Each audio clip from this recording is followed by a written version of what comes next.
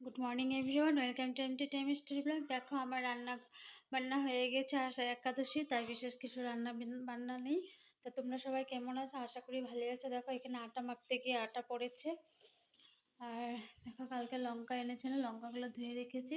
আর আজকেও আমি কলার বড়ি দিয়েছি, তাই বাসন টাসন এখনো ধোয়া হয়নি। বান্দর পাহারা দিচ্ছি, এখন এসে একটু কাজ করব। তো দেখো এখানে পান এনেছে, পানগুলো ধোবো। এখানে এনেছিল মিষ্টি আলু, মিষ্টি আলু সবাইকে দিয়ে, আছে মাত্র দুটো। ফ্রেন্ডস দেখো আমি আজও বড়ি দিয়েছি। এই তো আজ কিন্তু রৌদ্রটা অত ওঠেনি, তার জন্য বড়িগুলো ভালো করে শুকায়নি, এই কয়টাই উঠেছে।